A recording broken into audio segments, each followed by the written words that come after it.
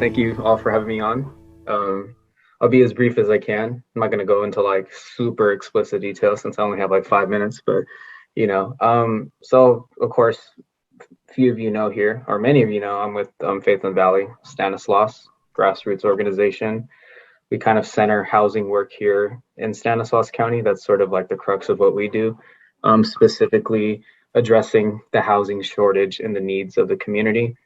One sort of area that I'm centering my focus on, because we know that the housing crisis is large and broad, so saying that we could tackle all of those issues at once is probably impossible. So I've kind of centered my focus on one particular thing, and it's called the right to counsel. This is essentially a civil representation for people experiencing eviction court. Um, just like people have a criminal defense attorney when they experience criminal court, this would be a proposal as well as a measure to have legal representation for folks in community experiencing eviction, no matter the reason. Um, Stanislaus County, of course, has, well, not of course, this is just like a study done. Stanislaus County has the highest eviction rate in the whole state. This is data that was taken last year, and due to the fallout of the pandemic, this is projected to get even worse as evictions ramp up and moratoriums close. And we have, the great need for that representation in the court system. Housing shortage wise, we have over 15,000 units short of affordable housing stock need in the county. That's a substantial amount of housing that's needed to sort of address the affordable housing crisis that we have, not just in Modesto, but Stanislaus County. So Pastor Day is centering her focus around that when it comes to building more affordable housing. And that's been embodied in the proposal to build more affordable housing on the community golf course, which is in West Modesto. For mine specifically, right to counsel entails, like I mentioned, legal representation in the court system for tenants who are disproportionately impacted by the housing issue. And we feel that this is something necessary for the city of Modesto because we want to address and mitigate the unhoused crisis that we have. There are a lot of people who become unhoused as a result of eviction. We also want to prevent people from having that eviction strike on their record, because that's something that sticks with people for 7 years. It would just be nice if our city had a robust right to counsel plan that would address that need that's needed by so many. We've met with many folks in the community, as well as just people who have experienced that sort of disparity. They've been put out of their homes, living in the car with children, or even just living in the parks. So, we feel that it would be great if we had this sort of program here for the city of Modesto. And when it comes to that community development work, Pastor Michael and a pastor from West Modesto named Pastor Callan, who is at Christian Love Baptist Church, have joined kind of like efforts as two congregations to sort of push and like advocate for this right to counsel journey. We're at the very beginning stages. This isn't something that happens overnight, but we're hoping that it will take not only clergy, but their congregation members, community organizations, and attorneys that are willing to set up an infrastructure for a right to counsel program in the city of Modesto. So that's sort of like my spiel on it, and like where Faith in the Valley Stanislaus is when it comes to the housing need. I'm doing the right to counsel, legal representation in court. Pastor Day, Latricia, of course, is focusing on the affordable housing need here in the city of Modesto, which is pretty great as it is. We have time, so I hope that people have questions. I'm still processing the statistics that you just shared, and they're staggering. I'm almost speechless from what you've just said. Comments, questions for Anthony on this topic? Remember to unmute. Anthony, I know that we're having a lot of refugees also coming in at this time, particularly from Afghanistan. And I know that one of the things that both World Relief and IRC are facing is that housing shortage. How does it play into all of that as well? I mean, for instance, World Relief told me that in the month of August, they've received more people than they had in all year before. One thing that's been told to me for this, especially this community, is that Modesto is kind of a hub for refugee resettlement, which is great. We're a great model for that. But I think that one thing that we have to contend with, and I'm by no means using this as a, oh, well, what about our people here who live in community? Like, first, let's think about them. I'm not coming from that talking point. What I think needs to happen is these narratives need to be talked about when it comes to building the housing plan that's actively being done now in the city of Modesto, and how this refugee crisis also plays a role in the affordable housing crisis and also the lack of it. Bottom line is there are people coming here, and that's perfectly fine. That's great, but I think what we also have to address is that both for the refugee and for the people living in community, there's the lack of that housing here. So I think that there's no easy answer to this question, because I ponder this all the time. I'm like, because that's a common thing that folks bring up. How does it fit into the context of this broader housing issue? And I think bottom line is we can have measures like right to counsel or like prevention efforts from people getting into bad housing situations. But at the bottom line is that if we don't have an affordable housing stock that fits the needs of the community, then we won't be able to help either community person who's trying to find the housing or refugee find that resettlement. So I don't know if that's not really an answer, but I think that's my thoughts around it, at least. Anthony, could you tell us what faith communities can do in terms of this right to counsel and advocating for it? Well, I think one thing that we can do first and foremost is, understand what a right to counsel is fully. Obviously, it's a very detailed thing. I couldn't do it in 10 minutes. We had the event at your congregation and your sanctuary was an hour and a half. So I think what we can do is, maybe there could be a broader event like this, where we're all together, and maybe me or yourself or even Pastor Dave could come in and do a community education event on right to counsel, and then connect that to the larger structure of how clergy can be involved in advocating for their neighbor, because that sort of legal representation has been shown to help people stay housed and also prevent people from being in situations where they are being abused by their landlord, for example. It's worked in San Francisco, New York, Los Angeles, Cleveland. We have toolkits and data that shows that this is effective and actually saves more money for taxpayers, if you want to go down that route too. So I think that the first and foremost, what we can do is to, become educated on it and understand what a right to counsel is, and even just see how that connects to your faith. Does it make sense that we look after the most vulnerable people of our community who experience the housing crisis? Yeah, we should look after those folks, because we want to prevent people from getting into even worse situations, such as being unhoused, and I think those are measures that can be taken to do that. A right to counsel isn't a cure-all for the housing crisis, but it is something that has been proven to work for a lot of jurisdictions across the country. So I see that Richard and Lori have their hands up as well. Yeah.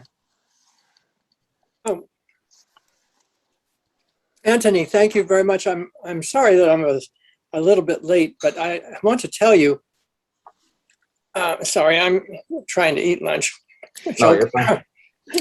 I want to tell you how inspiring it was to see Kevin Valine's article about you and the NAACP and Faith in the Valley and LGBTQ people directing us to the option of using that 9-hole golf course that could include low-cost housing, possibly even pallets. So it made me realize, wow, I didn't know that those groups were really interested in that. And I've been involved with Frank Plouffe and Eric Kane. We made that Homeless in Modesto movie about homelessness, and it was great history until 2018. And then when the Ninth Circuit Court of Appeal was decided, everything's changed. And so we're in the process of making a new movie, Homeless in Modesto 2, which basically starts with, what is our county and city doing? So I just want to say that I'd like to talk with you more in the future, but specifically, how do we get so many interested parties to cooperate instead of operating in their own silos? And it might be to get a committee, another committee, to have a representative from each of those groups and more to go sit down with the city when they're considering what to do with this golf course, for example. Right. And just to point to that article, I'm fully behind the affordable housing stock in that area, but that would be my coworker here, Latricia. She was actually at that council meeting advocating for that. I didn't make that one. So I want to give credit to her where credit's due, because she was the one who was behind a lot of that effort on that day. Yeah, no, I do think that's something that we have to contend with. That's something that is important. That I think it's important that we don't have our silos, the way you describe it, that it's like these issues are connected to the broader community. And, like I'm seeing, like Pastor Michael's congregation and the Christian Love Baptist Church in West Modesto, like the heart of the housing crisis issue, bridging those two worlds together and seeing how, like, okay, although we are across the community, these issues should be important to both of us, even though maybe I'm far removed from that side of town, or I'm far removed from this side of town. These all affect us. These are our neighbors. That's what. So, Lori. Okay, well, thank you. I'd like to talk with you. How do I contact you? Of course, I'll drop my information in the chat. Okay. Yeah. Super. Thanks. Anthony, I was just curious. There's two things that came to mind. One is on this effort that you're kind of leading around right to counsel. Is there are you working with any attorneys now? What's the effort in terms of is there going to be a nonprofit that'll be created for that, or is that going to come under the umbrella of Faith in the Valley? I know that other communities sometimes have these kind of nonprofit organizations that do that kind of counsel work for people that are under eviction. So that was one question. And then the other thing that came to mind was, I've looked at, but not, gone into real detail about, there are some cities that have become compassionate cities under the Charter for Compassion. And I'm wondering if that could be beneficial. Of course, that requires city leaders or community leaders to agree that Modesto, for example, or Stanislaus County is going to be a compassionate city or compassionate county.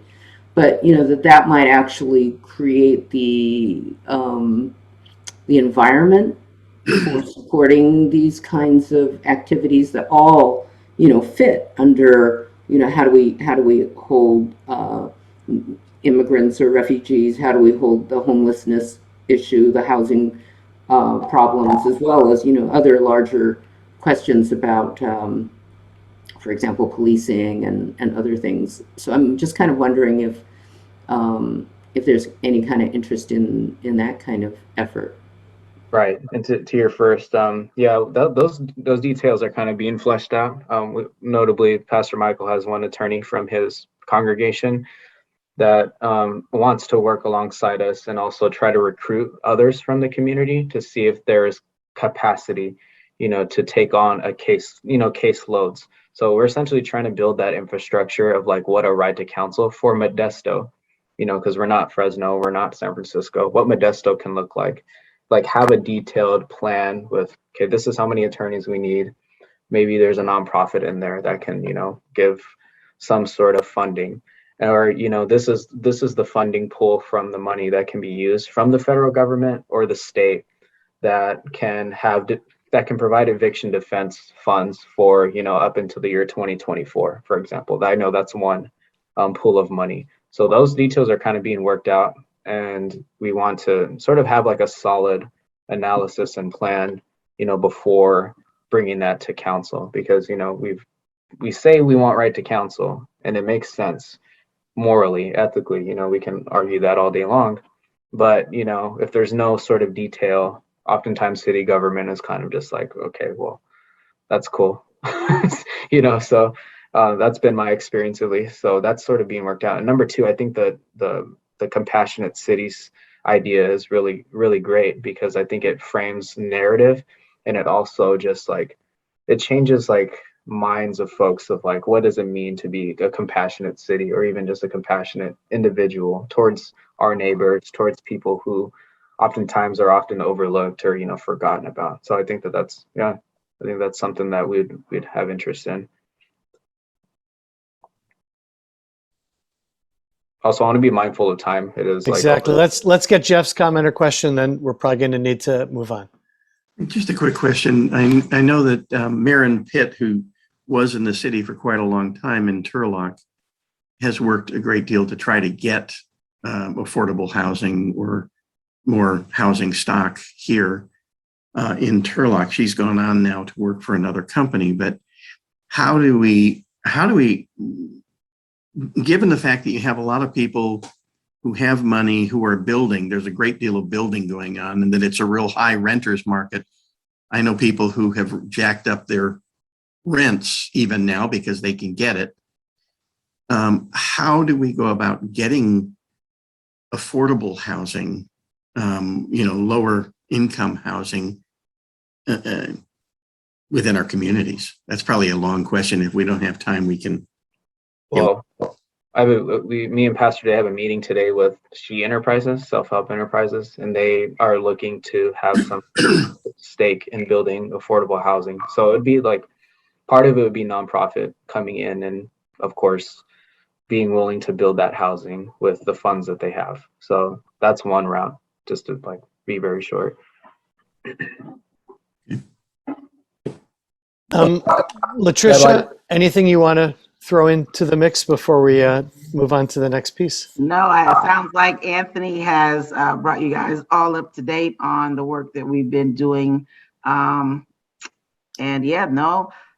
Good questions. I think that's a conversation we'd love to have in another space, to talk about how do we come together for the good of our community, because it's going to take all of us coming together, advocating for the people and getting the people to advocate for themselves. So that's going to be the main thing. And you're right, we're all taking a piece of the pie and bringing it together, putting every ingredient in so that it is a really good pie, tasty, and everyone wants to eat and be a part of. But I am working with NAACP, just was with Stephen earlier from the LGBTQ collaborative, in getting the city to look at Muni as a place for housing, as well as a park. I know there's an argument to have recreation there, but it's 54 acres. Come on now.